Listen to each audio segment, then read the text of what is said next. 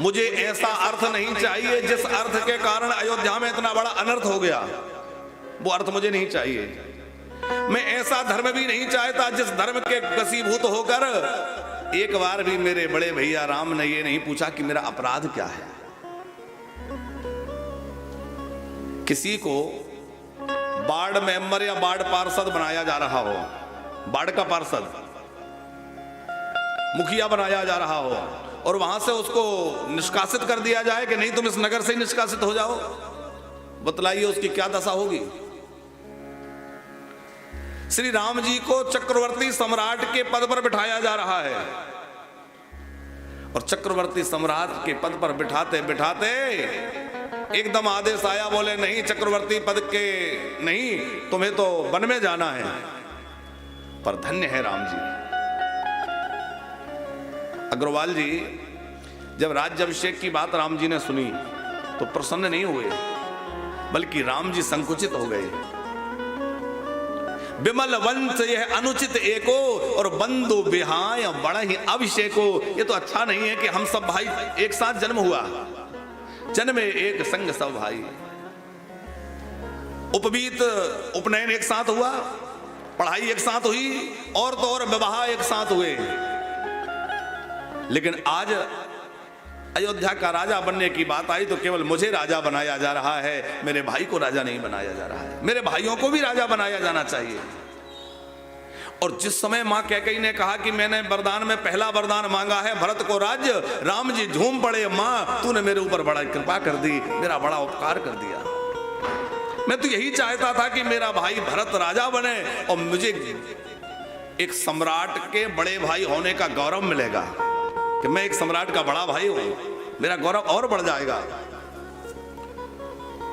तो राम जी ऐसे सील संकोच के निधान हैं कि उनको राज्य तिलक की बात सुनकर के कोई प्रसन्नता नहीं, और वनवास की बात सुनकर के कोई मन में क्षोभ नहीं, वनवास की बात सुनकर भी प्रसन्न है। लेकिन भरतलाल जी आज विचार करते हुए तीर्थराज प्रयाग से कह रहे हैं मुझे ऐसा धर्म नहीं चाहिए जिस धर्म के वशीभूत होकर प्रभु श्री राम ने एक बार भी नहीं पूछा कि कर मेरा अपराध क्या है जो मुझे वन में भेजा जा रहा है। न मुझे अर्थ चाहिए, न धर्म चाहिए, न ऐसा काम मैं चाहता हूं जिस काम के अधीन होकर महाराज दशरथ ने कैकेयी को वरदान देने के लिए विवश हो गए। अर्थ न धर्म न काम रुचि, गति न चाहो निर्वाण। मैं ऐसी निर्वाण गति भी नहीं चाहता जिसमें राम जी की सेवा ना मिले। मैं तो जीवन जीवन में जन्म जन्म में राम का पद सेवक बन करके उनके चरणों की सेवा, श्री सीताराम जी की चरण सेवा करना चाहता हूं। तो प्रयागराज ने कहा कि इस जन्म में मोक्ष नहीं चाहते तो अगले जन्म में, बोले अगले जन्म में भी मोक्ष नहीं चाहता। फिर उसकी अगले जन्म, बोले जन्म जन्म अनेक जन्म मेरे हों, लेकिन किसी जन्म में मैं मोक्ष नहीं चाहता। मैं तो क्या चाहता हूं, सीताराम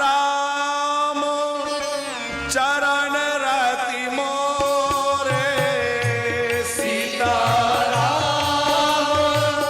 चरण रति मोरे, सीताराम चरण रति मोरे, सीताराम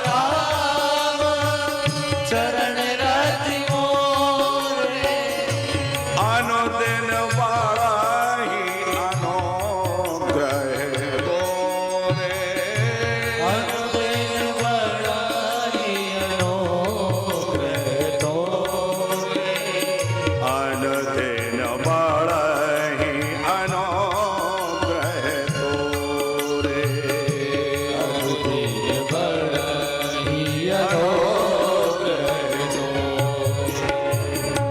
मैं तो जन्म जन्मांतरों तक श्री सीताराम जी के चरणों की सेवा चाहता हूं। अब जब भरत जी ने कहा कि अर्थ न धर्म न काम रुचि, चारों पुरुषार्थ मुझे नहीं चाहिए, तो तीर्थराज प्रयाग विचार करने लगे कि मेरे पास तो केवल यही चार हैं, चार पदार्थ भरा भंडारू। प्रयागराज के पास ये चारों पुरुषार्थ देने के लिए हैं, पर तुम्हें कुछ भी नहीं चाहिए तो मैं क्या दूं। भरतलाल जी कहते हैं मैं निरंतर श्री सीताराम जी के चरणों की सेवा करता रहूं, उनका अनुराग मुझे आपके अनुग्रह से प्राप्त होता रहे। भले ही सीताराम जी मुझे प्रेम करें ना करें, भले ही सीताराम जी मुझे अपना सेवक माने ना माने, लेकिन मुझे उनकी सेवा प्राप्त होती रहे। मैं कुटिल हूं, मैं कैकेयी का पुत्र हूं, मैं अपराधी हूं, मेरे कारण राम वनवास हुआ, तो राम जी भले ही मुझे स्वीकार ना करें, पर मैं राम जी का सेवक बना रहूं। ये भरतलाल जी का भाव है।